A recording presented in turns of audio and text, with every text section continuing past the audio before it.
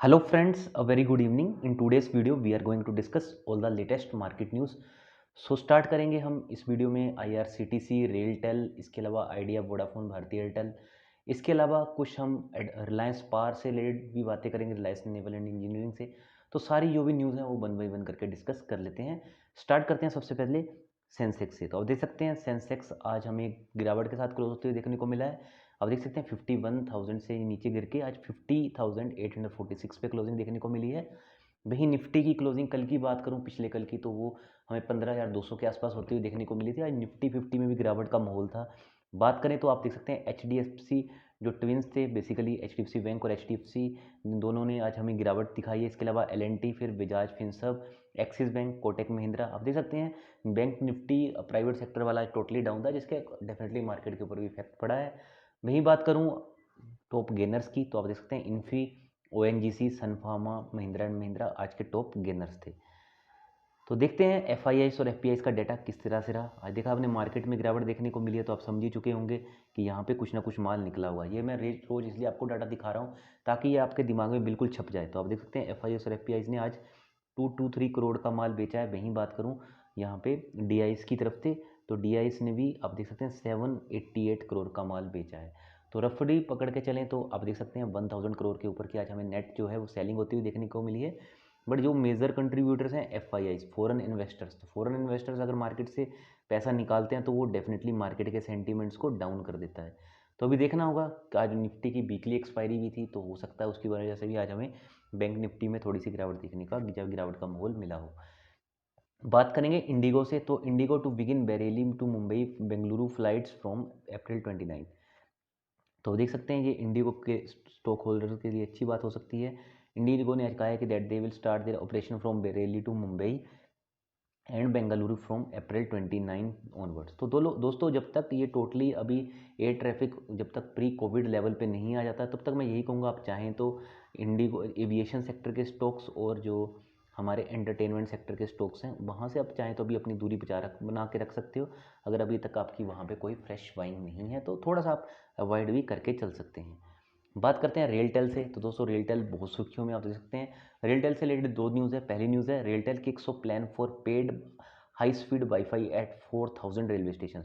तो आप देख सकते हैं रेलटेल ने यहाँ पे किक ऑफ किया है, यहाँ पे प्लान स्टार्ट किया है for providing 4100 railway station paid wifi. तो डेफिनेटली ये एक अच्छी न्यूज़ है कि आगे से आने वाले टाइम में कंपनी को डेफिनेटली रेवेन्यू और प्रॉफिट आता हुआ देखने को डायरेक्टली मिल सकता है।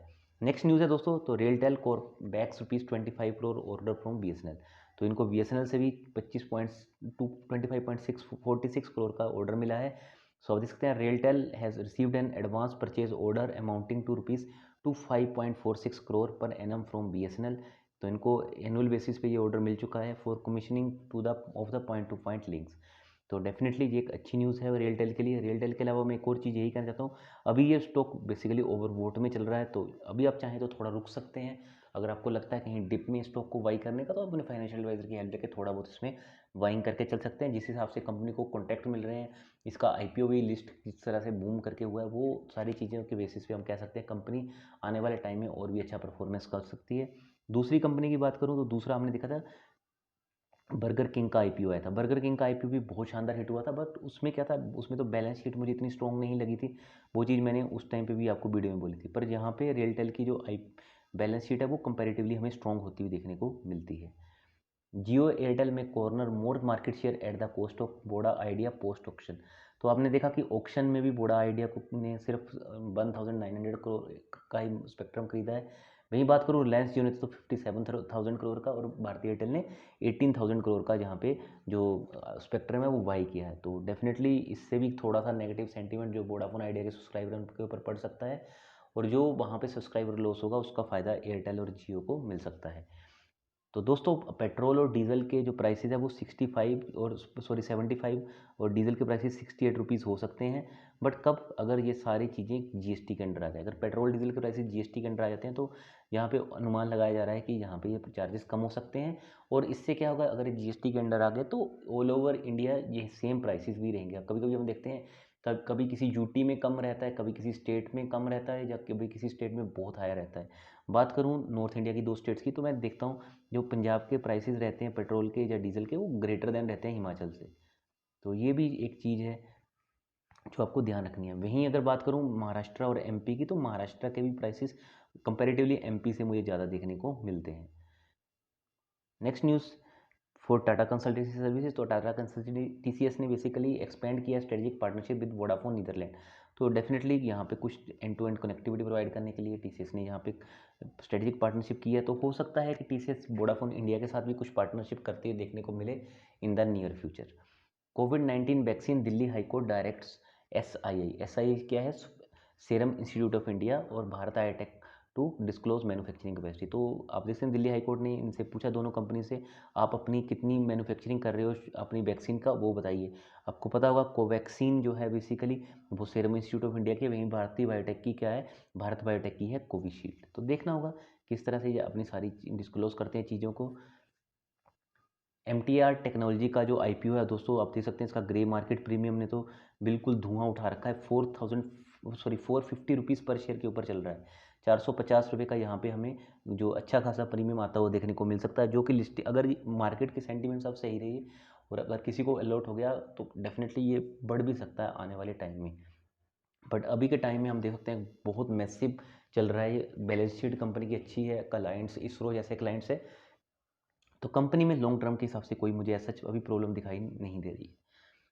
कल बेसिकली हेराम्बा इंडस्ट्रीज़ का जो IPO है वो डेब्यूट होगा, तो आप देख सकते हैं तो प्रीमियम इसका रफली 40% आने की अनुमान लगाया जा रहा है। तो आप देख सकते हैं कि जो इसका एक्सपेक्टेड इशू प्राइस है वो भी आप देख सकते हैं अच्छा खासा प्रॉफिट के साथ लगभग 260 रुपये इसका अभी के जब मैं वीडियो रिकॉर्ड कर रहा हूँ तो GMP चल रहा है। तो अगर कुछ यहाँ पे सारी चीज़ें सही रहती हैं तो ये स्टॉक हमें डेफिनेटली जो इसका IPO है वो हमें 300 प्लस के ऊपर ही लिस्टिंग होता हुआ देखने को मिलेगा। GMP जो अभी 260 चल रहा है तो उससे वो बढ़ता हुआ देखने को डेफिनेटली मिल सकता है। IRCTC स्टॉक की बात करूँ तो आप देख सकते हैं 32% विद इन 3 मंथ, अब मंथ हाई हो चुका है, मतलब 1 महीने में इसने इतना तेज भाग चुका है। बात करूँ तो लास्ट टिप जब इसमें आया था जनवरी के मंथ में, जब OFS आया था तब अच्छा खासा स्टॉक गिरा था। अभी RVNL का भी आने वाला है, OFS इरकॉन का आ चुका है। तो यही कहना चाहता हूँ कि जब भी OFS आता है तो उसके बाद आप चाहें तो बाइंग का वहाँ पे नज़रिया ले सकते हैं अगर आपको कंपनी फंडामेंटली पसंद है। तो मैंने खुद IRCTC जब उस लेवल पे आया था 1360 के लेवल में, तब मैंने खुद यहाँ पे कुछ क्वांटिटी उठाई थी। तो आज आप देख सकते हैं अच्छा खासा हमें प्रॉफिट भी यहाँ पे होता हुआ देखने को मिल रहा है। बट फ्रेश अभी बाइंग यहाँ पे मैं अवॉइड करने के ही कहूँगा आपको। Gold is down 11% so far in 2021, time to exit Muthoot Finance, Manappuram Finance. तो मुझे नहीं लगता दोस्तों आपको इन कंपनीज से एग्जिट होना चाहिए। अगर गोल्ड के चाहे और भी डाउन हो जाए, बट आपको पता है ये मुथूट फाइनेंस और मन्नापुरम फाइनेंस में से बोलूँ तो मुथूट फाइनेंस मुझे A1 कंपनी लगती है। यहाँ पे अगर थोड़ा बहुत आपको डिप मिलता तो मेरे ख्याल से आप फाइनेंशियल एडवाइजर की हेल्प लेके यहाँ पे बाइंग ऑन डिप्स जरूर कर सकते हो। मन्नापुरम फाइनेंस में क्या है, यहाँ पे वोलेटिलिटी बहुत ज़्यादा, स्टॉक बहुत ज़्यादा वोलेटाइल है। अगर आप हाई रिस्क ट्रेडर हो, हाई वोलेटाइल ट्रेडर हो, तो डेफिनेटली आप मन्नापुरम फाइनेंस को देख सकते हो। अदरवाइज मुथूट फाइनेंस आप कह सकते हो एक स्टॉक, एक सेफर ऑप्शन के लिए आप चल सकते हैं। अभी भी स्टॉक आप देख सकते हैं लगभग 100 रुपीज़ अपने ऑल टाइम हाई से मुथूट फाइनेंस नीचे चल रहा है। अडानी पोर्ट में भी तेजी देखने को मिली, जैसे फर्म ने बाई किया stake in Gangavaram port for ₹1954 crore. तो मैंने कल ही बता दिया था कि आने वाले टाइम में हमें अडानी पोर्ट्स में और भी तेजी देखने को मिल सकती है। बट यही कहना चाहता हूँ, अडानी ग्रुप के स्टॉक्स क्या करते हैं, यहाँ पे जितने भी इनके शेयर्स होते हैं अडानी ग्रुप में, वो बहुत ज़्यादा मात्रा में प्लेज्ड रहते हैं, इसलिए मैं थोड़ा सा अवॉइड करता हूँ अडानी ग्रुप को। ऐसा नहीं है कि मैं अवॉइड करता हूँ तो आपको अवॉइड करना चाहिए, आप चाहें तो बिल्कुल अपना माइंड यूज़ करते हैं, अपने फाइनेंशियल एडवाइजर की हेल्प ले सकते हैं। Wipro to acquire London based Capco for $1.45 billion. तो आप देख सकते हैं विप्रो एक्वायर करने जा रहा है लंडन बेस्ड कैपको को for $1.45 billion. The acquisition will make Wipro one of the largest end to end global consulting technology and transformation service provided to the banking and financials industry. तो हम देख सकते हैं कि आने वाले टाइम में विप्रो ये अगर मुकाम हासिल कर लेती है तो बहुत अच्छा आने वाले टाइम में विप्रो का फ्यूचर भी हमें होता हुआ देखने को मिल सकता है। Jindal steel keen to acquire bankrupt Reliance naval and engineering. बस यही कहना चाहता हूँ, इस न्यूज़ के बेस पे स्टॉक में डेफिनेटली हमें अपर सर्किट लगते हुए देखने को मिलेंगे, बट मैं यही करना चाहता हूँ अवॉइड कर देना।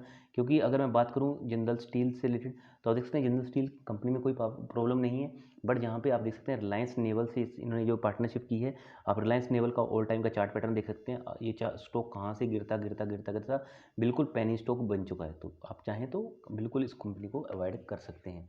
वहीं बात करूँ रिलायंस पावर की, तो Reliance Power and JERA through their joint ventures project company are developing in new gas fired power generation project in Bangladesh. तो रिलायंस पावर और जेरा दोनों मिलके बांग्लादेश में पावर प्रोजेक्ट बना रहे हैं। तो मैं यही कहना चाहता हूँ कि आप चाहें तो रिलायंस पावर को भी प्लीज़ भूल जाना, ऐसे स्टॉक्स में इन्वेस्ट नहीं करना जहाँ पे कोई फ्यूचर ही नहीं है। आप देख सकते हैं ऑल टाइम हाई से स्टॉक बिल्कुल पेनी स्टॉक है, यहाँ पे कोई रिटर्न्स ही नहीं है। तो प्लीज़ जितना हो सके अवॉइड कर दीजिए। बाकी आपको लगता है तो अपने फाइनेंशियल एडवाइजर की जरूर हेल्प ले सकते हैं। बजाज ऑटो ने लॉन्च किया बजाज प्लेटिना। अब इसमें 110 110 मॉडल है जो इनका 110 सीसी का, एट प्राइस ऑफ ₹65,920। तो आप देख सकते हैं बजाज ऑटो जो है वो अपने सेक्टर का, आपको पता है ऑटो सेक्टर का, टू व्हीलर का एक मार्केट लीडर है। बजाज पल्सर बहुत फेमस बाइक है इनकी। तो मैं डेफिनेटली यही कहना चाहता हूँ, मार्केट कैपिटलाइजेशन की बात करूँ बजाज ऑटो की तो वो भी आपको पता है 1 ट्रिलियन से अबव है। तो कंपनी में कोई प्रॉब्लम नहीं है, कंपनी शानदार है। कभी आपको डिप में मौका मिले तो डेफिनेटली आपको फाइनेंशियल एडवाइजर की हेल्प लेके इस स्टॉक में जरूर बाइंग करनी चाहिए, जो मुझे ऐसा लगता है। तो चलिए दोस्तों, इस वीडियो में इतना ही था। बहुत जल्दी मिलते हैं नेक्स्ट वीडियो के साथ। So thanks for watching, like share and subscribe the video so that we can make और more interesting videos for you. So thank you so much.